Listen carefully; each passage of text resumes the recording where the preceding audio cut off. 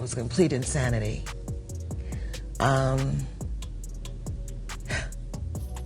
knowing Whitney, I don't believe that she would have said, the show must go on. This is a personal thing.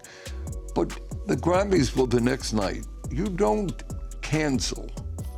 You turn an evening into a tribute. A more honest tribute, in my opinion, would have been maybe call everybody together, let's say a prayer, and let's eat dinner and go home. Singer Chaka Khan has apparently compounded Diddy's woes by adding a string of serious allegations that could break the CEO of Bad Boy Records. Reports trooping in suggest that investigators have already invited Chaka Khan following her recent jaw-dropping exposés about Diddy and his mentor, Clive Davis. Currently, Clive Davis isn't the subject of any investigation. However, a bird whispered to me that he could be added if he keeps being associated with the 52-year-old rapper. Many people have insinuated that Diddy didn't work alone, but did so under the tutelage of Clive Davis, and Chaka Khan's recent exposés appear to toe the same narrative. Following Chaka Khan's allegedly explosive revelations, many fans think that it's a matter of time before other supposed Clive Davis victims will gather the courage to sue him. So, what did Chaka Khan reveal that has sparked all these controversies? How bad are the revelations going to affect the fortunes of Diddy and Clive Davis? I have all the inside scoop here, and I'm ready to serve your favorite delicious ice cream. So, stay tuned.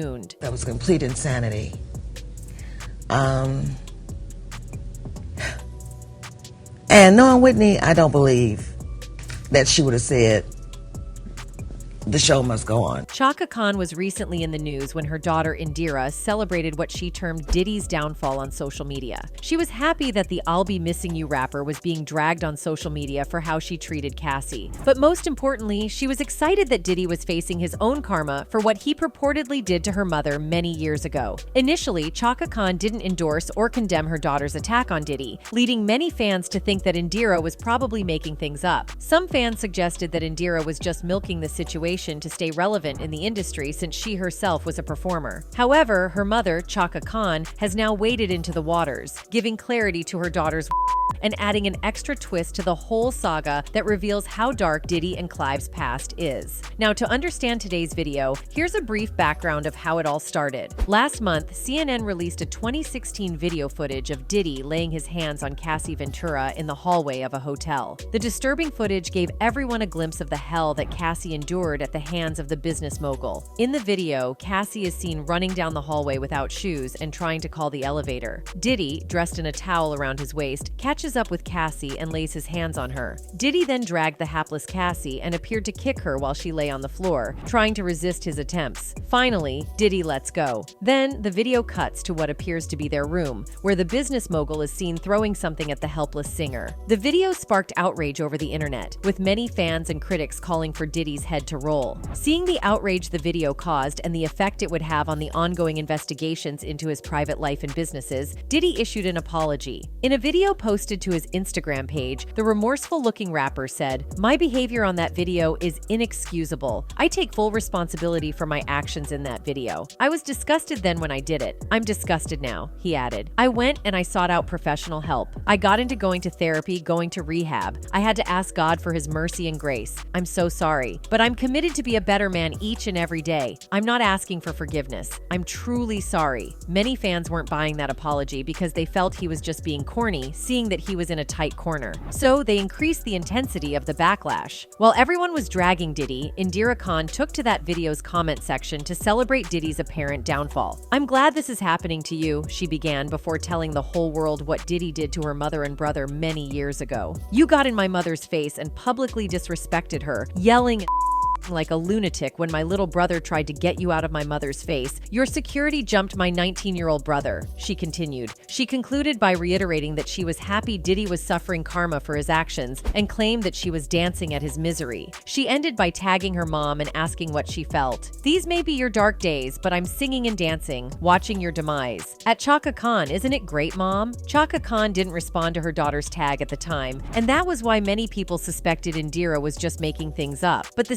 76-year-old vocalist has finally responded to her daughter's tag, and it is deadly. In an interview with The Independent, the Ain't Nobody vocalist spoke about how violence can take many forms and hurt individuals. In these troubling times, I'm reminded that the energies of violence and can take many forms, affecting individuals and communities worldwide, she said. She then went on to recount her experience with violence and revealed how she was able to cope and escape that turbulent period. As someone who has faced personal lessons, I believe in the power of meditation, prayer, and inner peace to bring light and hope to our lives and the world around us. We can address most issues, prevent negativity, and cultivate compassion by seeking self. She then dropped a bombshell that many fans seem to miss. Let us take responsibility for our actions, strive to be better, and support those who are hurting. May we find strength and grace and wisdom as human beings, walking towards a more loving and just world. Of course, she didn't mention Diddy or Clive Davis by name, but she made this eye-opening statement immediately after she was asked her views on her daughter's comment under Diddy's post. Thus, she was indirectly referring to Diddy, and to an extent his mentor Clive Davis, with her response. Now, I'll explain the Clive Davis bit and how he's connected to all that is going on, so hold that thought. Chaka Khan explained that she's faced personal lessons, which sort of co-sign her daughter's words that Diddy verbally attacked her mother. Now, if the attack were made in public, the prying and ubiquitous lenses of the paparazzi would have captured it, suggesting that it might have been a private thing. The said incident might have occurred in a private, personal setting, hence the singer referring to personal lessons. Nobody knows what triggered the attack, and Indira doesn't say, but Chaka found a way of dealing with the whole situation before it turned physical. According to her, she sought inner peace through meditation and prayer, and that's why she didn't retaliate. However, her then 19-year-old son tried to stand up for her only to be shoved aside by Diddy's security. And here comes the bombshell. Chaka Khan asked her listeners to take responsibility for their actions, strive to be better, and support those who are hurting. Now remember, she was still answering the question on her views about her daughter's comments, so she was indirectly telling Diddy to take responsibility for verbally attacking her and strive to be better. She also indirectly told the music mogul to seek self, which would help him to prevent negativity and cultivate compassion.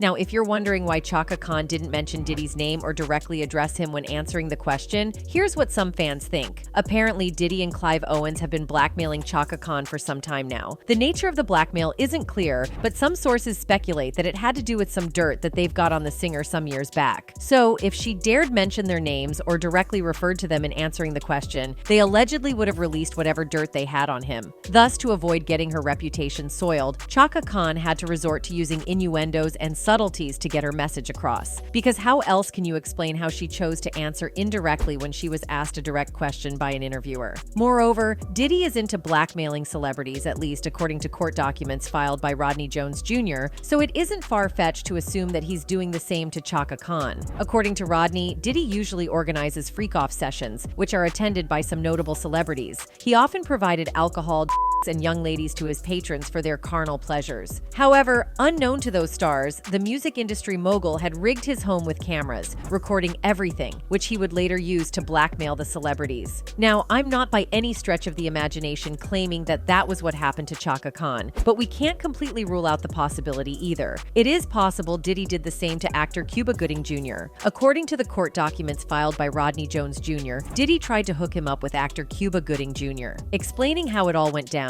Jones claimed that Diddy asked him to work with Gooding on a project. While the two were at it, the actor started touching Jones inappropriately, trying to explore Jones's erogenous zones. In his estimation, Diddy was trying to get Jones to introduce him to the lifestyle, but he wasn't down with the idea, so he spurned his advances. Now, come to think of it, Cuba Gooding Jr. is too big a movie star to be used as an errand boy by anyone. So, if Diddy could instruct Gooding to introduce Jones to the lifestyle, then it's possible he has some dirt on him, which he is using to blackmail him. Remember, Gooding has some SA offenses hanging around his neck. He isn't totally innocent in all this. Now, if Diddy does have some dirt on Gooding, then he could pull the same stunt on Chaka Khan. And here's where Clive Davis comes in. When Whitney Houston passed on in 2012 at the Hilton Hotel in Beverly Hills, her mentor Clive Davis partied into the night. It was as if he cared less about what had happened to the woman who had fetched his company millions of dollars. Sadly, Whitney Houston passed on at the same hotel that Clive Davis was partying at, and he knew about it. it. Clive Davis received a lot of flack for his seemingly inhumane decision, and one of the belligerent voices was Chaka Khan. In an interview with Piers Morgan, Chaka Khan slammed Clive Davis, calling his decision to continue with the party after the singer's death complete insanity. She explained that Whitney would have stopped and postponed the party if it was Clive who had passed on. Apparently half the room were in tears,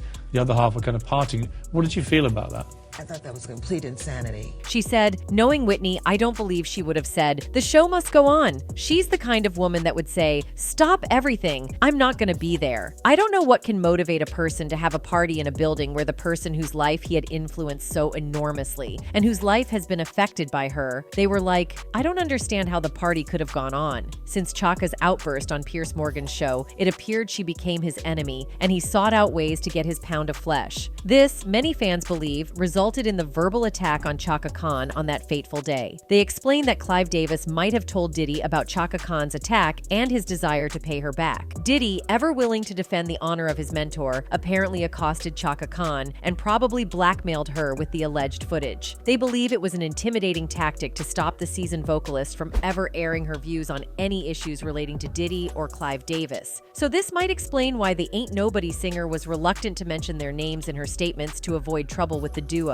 The music industry can be a vindictive sphere filled with malice, deceit, vengeance, and slander. I mean, we've heard of countless stories where people were targeted for exposing the rot that goes on behind the curtains. Cat Williams, for example, has seemingly suffered the brunt of these attacks for revealing some of the corruption in the industry. He was called an irresponsible father, a mentally unstable individual, and an emotionally troubled person just because he's aired his grievances about some of the egregious acts in the entertainment world. Jaguar Wright once claimed that the veteran comedian had to sleep with body armor on at a point in his career because the Illuminati was closing in on him. She narrated an episode where she was with Kat when a group of military men broke into his home to eliminate him, but the man escaped, all because he's made it his mission to break away from the corruption that has engulfed the industry and to keep his integrity. Sadly, he has had to pay the price for his outspokenness, having lost a lot of endorsement deals and opportunities just because he wouldn't follow the crowd. He was the first man to claim that Diddy offered him money, but he turned it down because he had to protect his integrity and his virgin whole. He also predicted how 2024 would be for the industry elite who preyed on the innocent and vulnerable. He mentioned Diddy's name as one of the people whose evil actions and deeds would be exposed by the end of the year. All of these big D deviants is all catching hell in 2024. It's up for all of them. It don't matter if you Diddy or whoever you is, all lies will be exposed. That's all. And anyone who takes that the wrong way, know why they take it the wrong way. The truth is the light. And true to his predictions, Diddy is getting exposed. And from the look of things, the music mogul might join the likes of Harvey Weinstein, R. Kelly, Bill Cosby, and Suge Knight in prison. According to investigators, they are going over mountains of evidence to build an airtight case against the Bad Boy Records CEO. Already, they've interviewed the alleged victims of Diddy to ascertain the veracity of their claims. Some victims have purportedly added new shreds of evidence that they didn't previously include in their suit against the business mogul. Now, I don't know whether Chaka Khan has been invited by the investigators to narrate what actually transpired between her and Diddy on that day, but trust the vocalist to spill all the beans in a bid to get Diddy arrested and put behind bars. At least this would get the business mogul off her back and allow her to express herself freely in interviews. That is, if we are going by the theory that Diddy is indeed blackmailing her. For now, investigators are going to all lengths and breadths to gather as much evidence as they possibly can. Sources close to the investigation revealed that officers have been reviewing several hours of footage they seized from Diddy's house, and their discoveries are shocking. They recently released a video to CNN that showed a man suspected to be a streetwalker lurking around Diddy's compound. Now, this footage kind of corroborates Cassie's account, which claims that Diddy hired several male streetwalkers to sleep with her while he sat there and watched. Now, I don't know about you, but this is a big step for the investigators because they are finally making headway. Some fans are also elated at the news because Diddy had initially denied the rumor and accused Cassie of trying to blackmail him for $30 million.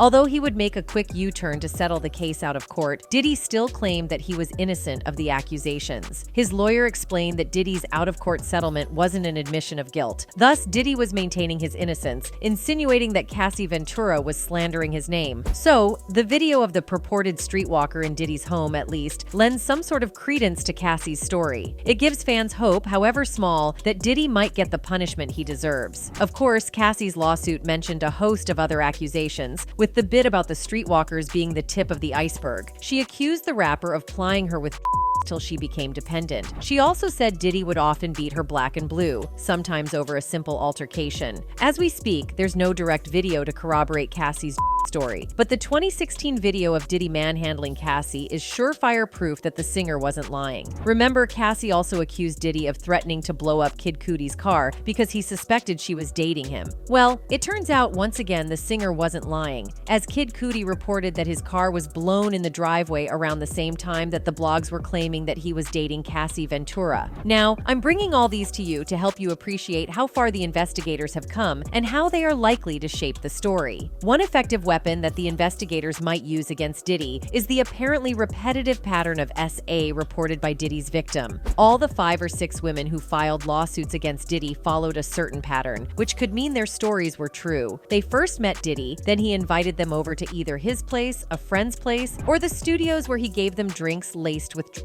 These drinks then made the ladies lose control, making them unable to resist or fight off Diddy's advances. The business mogul slept with these ladies without their consent, sometimes with his friends. He either recorded the encounter on video or threatened his victims with violence if they ever told anyone about what had just happened. It is an established fact that most evil perpetrators have an MO that guides their operations and serves as their signature. In this case, Diddy's MO and signature appear to be plying his victims with drinks and until they couldn't resist him, and then visiting his carnal desires on them. Sometimes he films them, other times he doesn't, but one thing is clear. He threatens his alleged victims till they are afraid to speak out. Actually, many fans suspect there are a lot more victims, but they are afraid to come out because they fear the repercussions. In fact, Cassie claimed that it took a lot of courage and bravery to sue Diddy for what he did to her. Diddy and Cassie started dating in 2007 after the music mogul had signed her to his Bad Boy Records label. Their tumultuous relationship ended in 2018, but it took Cassie 5 years to muster the courage to sue her former boss and lover. When asked why it took her that long, Cassie explained that Diddy had powerful connections, so it wasn't as easy as walking to a police station and reporting him. Gene Deal, Diddy's former guard, said corroborated Cassie's words during an interview with the Daily Beast.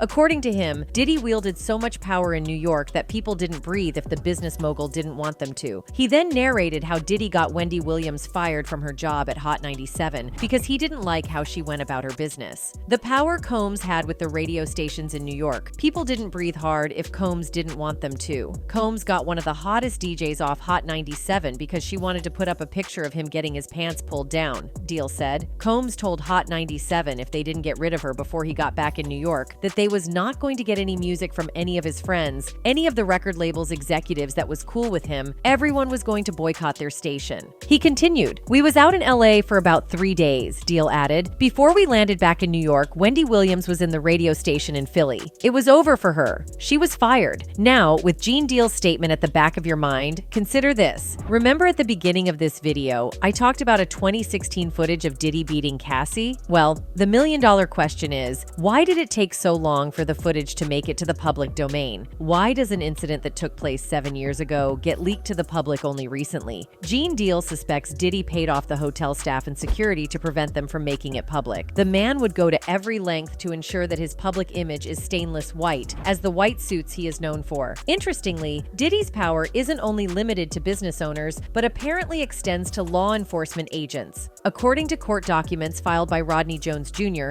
Diddy allegedly has links in the security services, which allows him to get away with crime. Rodney recalls Diddy telling his crew that they should call one Fahim Muhammad whenever they had issues with law enforcement. He alleged that Diddy and his son Justin Combs once shot a man in the CRS studios in LA and got away with it. He claimed that the 3 men got into a heated altercation, which almost resulted in fisticuffs. Even when the man went to relieve himself in the bathroom, Diddy and his son Justin followed suit. A few moments after Diddy and Justin got there, gunshots rang out from the studio's bathroom. Rodney, along with the guys, rushed to the bathroom, and on getting there, they saw Diddy and Justin standing over the man who was bleeding from his hip. Diddy then instructed them to tell the cops when they came that it was a robbery gone wrong. When the officers reached the alleged crime scene, they were told that story, and though the cops saw blood in the bathroom, they went with the narrative that it was a robbery gone wrong outside the studios. They claimed that the victim was carrying some valuables, which the robbers attempted to take but were unsuccessful. Later, the police in LA arrested 3 people in connection with the said robbery, and Diddy was a free man. So given all these accounts, it makes sense why Cassie had to wait for over a decade to tell the truth about Diddy. She had to wait till the coast was clear. She had to bide her moment and take advantage of an opportunity that she knows can nail Diddy without blowing back in her face. And she did. Cassie took advantage of the 1-month window that the state offered to victims of SA and R to sue their abusers for incidents that happened in the 90s. Probably she knew Diddy's influence had dwindled significantly, and she could get her story across to give other victims hope. It also explains why suddenly about 5 women came forward to sue the business mogul for the same crime. Now, I am not sure what is holding Chaka Khan back from calling both Diddy and Clive Davis out for what they allegedly did to her some time ago. Maybe, as I suggested earlier, they have some dirt on her, which could be explosive if they ever leak it because, from the look of things, Diddy's power has reduced. For now, we wait and see what the investigators have gathered on Diddy and his cohorts, which, according to my sources, will be made public very soon. That would determine the fate of the music mogul. And this brings us to the end of today's video. Thanks for watching.